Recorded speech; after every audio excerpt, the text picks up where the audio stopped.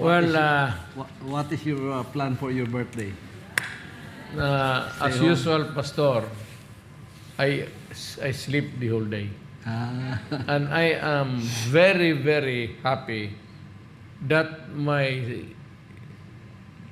daughters, okay, nandiyan naman si Kite, used to be Sarah only. Pati yung mga lalaki, that Yung they have, granddaughter mo.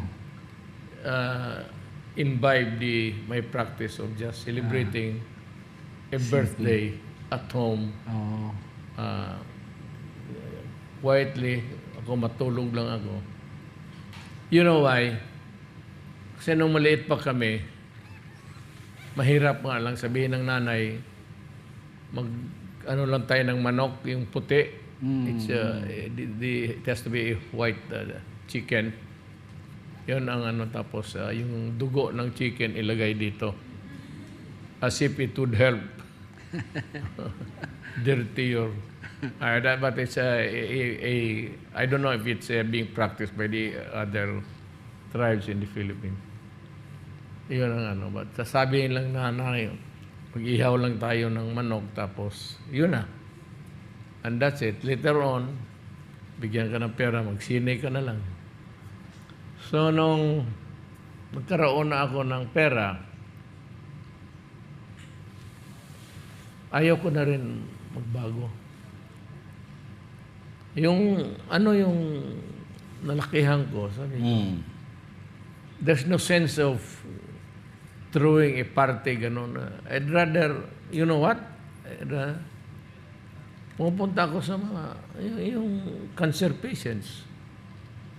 Yung favorite, ko. House of Or share it with somebody na,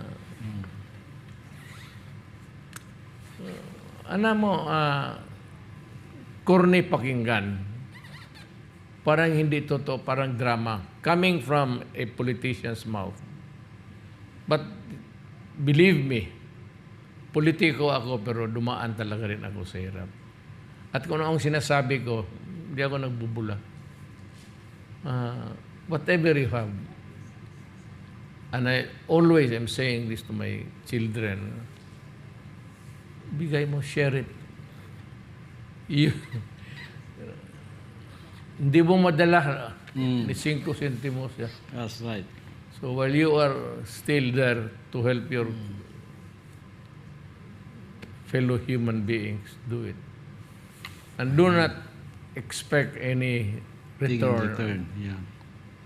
That's an idiotic way of